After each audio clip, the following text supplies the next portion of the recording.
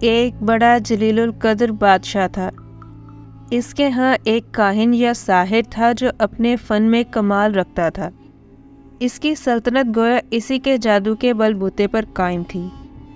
بادشاہ کے دشمنوں کو وہ اپنے جادو کے زور سے ہلاک کر دیتا تھا۔ لڑنے جھگڑنے کی ضرورت نہ پڑتی تھی۔ امرائے سلطنت اور ارکان دولت اگر بادشاہ سے ناراض ہوتے یا سرتابی کرتے تو یہ اپنے جادو سے ان کا رخ بادشاہ کی طرف موڑ دیتا تھا۔ اس طرح وہ ہر کام جادو سے کرا لیتا تھا۔ جب وہ جادوگر بوڑھا ہو گیا اور اس کو اپنی زندگی سے نا امیدی ہوئی تو اس نے بادشاہ سے عرض کیا کہ میں بوڑھا ہو گیا ہوں، میری عمر اخیر ہونے کو ہے، آپ کوئی ذہین اور سمجھدار لڑکا میرے سپرد کر دیں تاکہ میں اس کو اپنا علم سکھا دوں، تاکہ میرے بعد وہ آپ کے امور سلطنت کو درست رکھے۔ چنانچہ بادشاہ نے ایک عاقل اور ہوشیار لڑکا اس کے حوالے کر دیا۔ وہ لڑکا اس جادوگر کے پاس صبح شام حاضر ہونے لگا اور جادو کا فن سیکھنے لگا۔ راستے میں ایک راہب اپنے عبادت خانہ میں رہتا تھا۔ معمر راوی کہتے ہیں کہ اس وقت راہب لوگ اپنے اصلی دین عیسوی پر قائم تھے۔ ایک دن اس لڑکے نے دیکھا کہ بہت سے لوگ عبادت خانہ سے نکل رہے ہیں۔ اس لڑکے نے معلوم کیا کہ یہاں کون رہتا ہے۔ لوگوں نے بتایا کہ یہاں ایک راہب رہتا ہے۔ یہ سن کر وہ لڑکا بھی اس راہب کے پاس پہنچا اور اس کی باتیں سنی۔ راہب کی باتوں سے اس کا قلب متاثر ہوا۔ راہب نے اس لڑکے کو دین حق اور توحید کی تعلیم دینی شروع کی تو وہ لڑکا ایمان لے آیا۔ یہ لڑکا جادوگر کے پاس جاتے ہوئے راستے میں راہب کے پاس ٹھہر جاتا تھا اور دیر ہو جانے کی وجہ سے جادوگر اس لڑکے پر غصہ ہوتا تھا اور زود و کوب کرتا۔ لڑکا کہہ دیتا کہ مجھے گھر میں دیر ہو گئی۔ آخر جادوگر نے بادشاہ کے پاس شکایت کی۔ بادشاہ نے لڑکے کو تاکید کی کہ ساحر کے پاس سویرے پہنچا کرو۔ اس کے درباریوں نے کہا کہ یہ لڑکا سویرے گھر سے آتا ہے، راستے میں دیر کرتا ہے، تو بادشاہ اور ساحروں نے یہ خیال کیا کہ کھیل میں لگ جاتا ہوگا، اس لیے دونوں نے لڑکے کو خوب تنبیہ کی، لیکن لڑکا درویش کے پاس جاتا رہا۔ ایک دن یہ لڑکا راہب کے پاس سے بادشاہ کی طرف واپس ہو رہا تھا، کیا دیکھتا ہے کہ کسی مہلک جانور، شیر یا اژدہے نے راستہ روک رکھا ہے۔ لوگ ادھر ادھر دونوں طرف رکے کھڑے ہیں۔ لڑکے نے دل میں خیال کیا کہ آج امتحان لیتا ہوں کہ راہب حق پر ہے یا ساحر حق پر ہے۔ یہ خیال کر کے اس نے ایک پتھر اٹھایا اور یہ کہہ کر اٹھایا کہ اے خدا، اگر اس راہب کا مذہب حق ہے تو اس پتھر سے اس جانور کو ہلاک فرما۔ اور وہ پتھر اس کو مار دیا اور وہ جانور اس سے فوراً ہلاک ہو گیا۔ لوگوں نے یہ واقعہ دیکھا تو کہنے لگے کہ اس کو جادوگری میں کمال حاصل ہو گیا ہے۔ لڑکے کی ہر جگہ تعریف ہونے لگی اور اس کی خوب شہرت ہو گئی۔ آہستہ آہستہ یہ خبر راہب تک بھی پہنچ گئی۔ اس نے لڑکے کو تنہائی میں بلا کر کہا، بیٹا، تجھ کو اللہ تعالیٰ نے بزرگی اور کمال سے نوازا ہے۔ میں جانتا ہوں کہ تیرا مرتبہ بہت بلند ہوگا اور تو کسی آزمائش میں مبتلا ہوگا، لیکن یاد رکھنا میں بہت کمزور اور بوڑھا ہوں، کسی کو میرا پتہ نہ دینا۔ لڑکے سے قول و قرار لے کر راہب مطمئن ہو گیا۔ ادھر راہب کی صحبت اور انجیل مقدس کی تلاوت و اتباع کی برکت سے حق تعالیٰ نے اس لڑکے کو ولایت عظمیٰ سے نوازا، یہاں تک کہ کوڑی، مادرزاد نابینا اور لا علاج مریض اس لڑکے کی دعا سے شفا یاب ہونے لگے۔ لڑکا خوب مشہور ہو گیا۔ اس شہرت کو سن کر اس بادشاہ کا نابینا مصاحب اس کے پاس آیا اور خوب تحفے نذرانے پیش کر کے عرض کیا کہ مجھ پر بھی توجہ فرمائیے اور میری آنکھیں بھی اچھی کر دیجیے۔ لڑکے نے کہا کہ مجھے کوئی نذرانہ، ہدیہ درکار نہیں اور شفا میرے ہاتھ میں نہیں ہے۔ اللہ تعالیٰ شفا دینے والا ہے۔ اگر آپ اللہ وحدۃ لا شریک پر ایمان لائیں اور شرک و بت پرستی سے توبہ کر لیں تو میں اللہ سے دعا کروں گا، پروردگار عالم آپ کی بینائی واپس عطا فرما دیں گے۔ وہ اندھا اسی وقت مجلس میں مشرف با ایمان ہوا اور لڑکے نے دعا کی اور اس کی آنکھیں روشن ہو گئیں۔ معمول کے مطابق جب یہ شخص بادشاہ کی مجلس میں حاضر ہوا تو بادشاہ کو اس کی بینائی پر تعجب ہوا۔ اس سے معلوم کیا کہ میری مملکت کے تمام معالج تیری آنکھ کے علاج سے عاجز ہو گئے تھے، آخر تجھ کو کس سے شفا حاصل ہوئی؟ مصاحب نے کہا کہ میرے پروردگار نے اپنی قدرت سے مجھے بینائی عطا فرمائی ہے۔ بادشاہ نے کہا کہ میرے سوا تیرا پروردگار کون ہے؟ مصاحب نے کہا کہ میرا، آپ کا اور اس ساری کائنات کا پروردگار وہ اللہ ہے جس نے ساری مخلوق کو پیدا کیا۔ بادشاہ غضبناک ہوا اور اس مصاحب کو سخت سزا دی اور پوچھا کہ یہ عقیدہ تجھ کو کس نے سکھایا؟ سختی سے گھبرا کر اس نے لڑکے کا نام بتا دیا۔ بادشاہ نے لڑکے کو بلایا اور کہا کہ تجھ کو میری پرورش اور میرے جادوگر کے فیض سے یہ کمال حاصل ہوا ہے۔ لڑکے نے کہا میرے اور آپ کے اور جادوگر کے ہاتھ میں شفا نہیں ہے، یہ اللہ کی قدرت پر موقوف ہے۔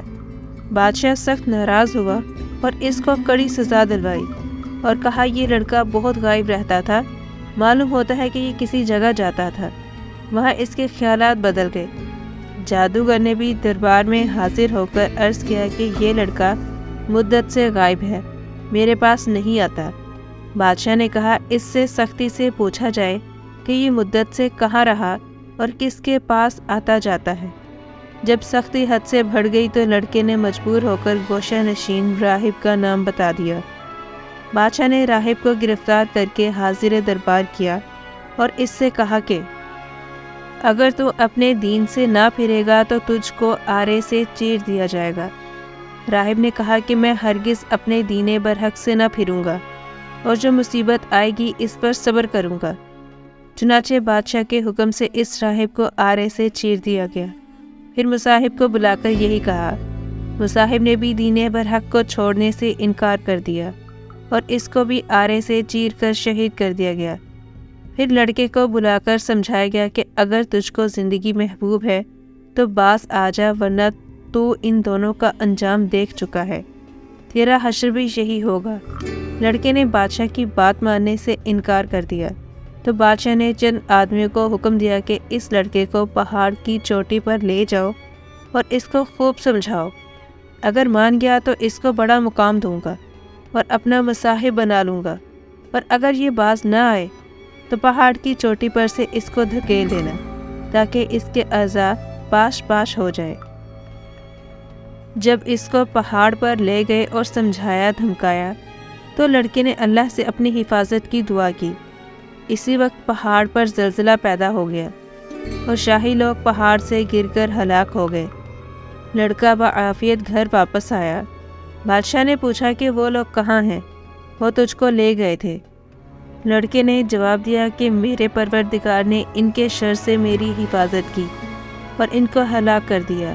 بادشاہ نے دوسرے چند آدمیوں کو حکم دیا کہ اس لڑکے کو ایک کشتی میں سوار کر کے دریا میں لے جاؤ، یہ اپنے دین سے باز آئے تو بہتر ہے، ورنہ دریا میں پھینک دو۔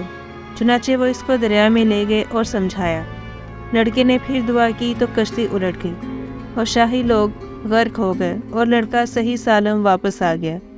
بادشاہ نے ماجرا پوچھا تو لڑکے نے پورا قصہ بیان کیا۔ اس لڑکے نے کہا اے بادشاہ، تو مجھے مار نہیں سکتا، ہاں تجھ کو میرا قتل ہی مقصود ہے تو اس کی تدبیر میں بتاتا ہوں، اگر وہ تدبیر اختیار کرے گا تو تو مجھ کو مار سکے گا۔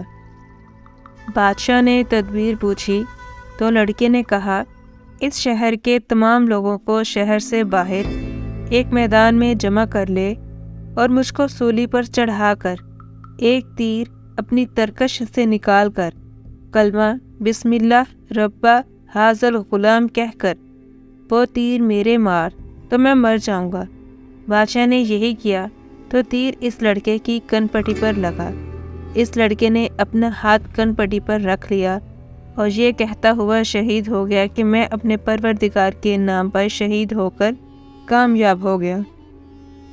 اور اس واقعہ کو دیکھنے پر تمام لوگوں نے بآواز بلند کہا کہ آمنا بربی حاضل غلام، آمنا بربی حاضل غلام۔ یہ سن کر بادشاہ کے درباریوں نے کہا آپ نے ان تینوں کو ہلاک کر دیا ہے جو آپ کے مذہب کے خلاف تھے، مگر اب تو سبھی لوگ آپ کے خلاف ہو گئے۔ یہ بات سن کر بادشاہ نہایت غضبناک ہوا اور شرمندگی سے چلا اٹھا اور خندقیں کھدوا کر اس میں آگ دہکانے کا حکم دے دیا۔ چنانچہ خندق میں آگ دہکائی گئی۔ اس کے کنارے پر اعیان سلطنت کرسیاں بچھا کر بیٹھ گئے اور سب کو حاضر ہونے کا حکم دیا، اور کارندوں سے کہا کہ سب سے معلوم کرو، جو اپنے دین سے نہ پھرے اس کو آگ میں ڈال دو۔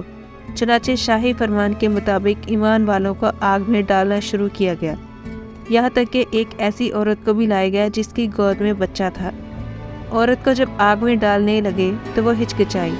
بادشاہ نے کہا کہ عورت کو رہنے دو، پہلے اس کے بچے کو آگ میں ڈال دو، شاید اس طرح وہ اپنے ایمان سے واپس ہو جائے۔ چنانچہ اس کے بچے کو آگ میں پھینک دیا گیا۔ بچے نے بلند آواز سے کہا، اماں جی آپ صبر رکھیں اور بلا گھبراہٹ بسم اللہ پڑھ کر آگ میں کود پڑو، یہ آگ گل و گلزار بن جائے گی۔ عورت یہ سن کر بغیر کسی گھبراہٹ کے آگ میں کود گئی، اور وہ آگ ایسی بھڑکی کہ اس نے بادشاہ اور اس کے مصاحبین کو، جو کہ کرسیوں پر بیٹھے مظلوموں کو جلنے کا تماشا دیکھ رہے تھے، سب کے سب کو جلا کر خاک کر دیا۔ حضرت ربیع بن انس فرماتے ہیں، اللہ تعالیٰ نے ان مسلمانوں کے آگ میں گرنے سے پہلے ہی ان کی روح قبض کر لی تھی، اس طرح ان کو اس آگ کی تکلیف سے اللہ نے محفوظ رکھا۔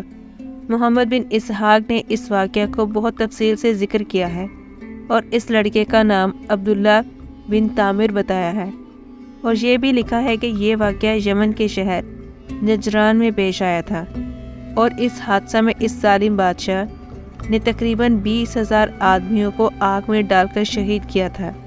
اس بارے میں دوسرے بھی اقوال ہیں۔ محمد اسحاق کی روایت میں یہ بھی ہے کہ یہ لڑکا عبداللہ بن تامر جس مقام میں مدفون تھا، حضرت عمر فاروق رضی اللہ عنہ کے زمانہ خلافت میں اتفاق سے کسی ضرورت کی بنا پر وہ زمین کھودی گئی تو اس میں عبداللہ بن تامر کی لاش صحیح و سالم اس طرح برآمد ہوئی کہ وہ بیٹھے ہوئے تھا اور اس کا ہاتھ اپنی کنپٹی پر رکھا ہوا تھا۔ کسی دیکھنے والے نے ان کا ہاتھ جگہ سے ہٹایا تو خون جاری ہو گیا، پھر وہ ہاتھ اسی جگہ رکھ دیا گیا تو خون بند ہو گیا۔ اس عبداللہ بن تامر کے ہاتھ میں ایک انگوٹھی تھی جس پر اللہ ربی کندہ تھا۔ عامل یمن نے اس واقعہ کی اطلاع فوراً حضرت عمر فاروق رضی اللہ عنہ کو دی۔ حضرت فاروق اعظم نے جواب میں لکھا کہ ان کو ان کی سابقہ حالت پر انگوٹھی سمیت دفن کرو، چنانچہ ایسا ہی کیا گیا۔ حاصل اس واقعہ سے ہمیں یہ سبق ملتا ہے کہ ایمان پر جب استقامت کے ساتھ انسان ڈٹ جائے تو یقیناً اللہ کی مدد آتی ہے، لہذا وقتی آزمائشوں سے نہیں گھبرانا چاہیے بلکہ ایمانی استقامت کا مظاہرہ کرنا چاہیے، چاہے اس کے لیے جان ہی کیوں نہ دینی پڑے۔ اللہ تعالیٰ اس واقعہ سے سبق حاصل کر کے ایمان پر استقامت سے قائم رہنے کی توفیق عطا فرمائے۔ آمین یا رب العالمین۔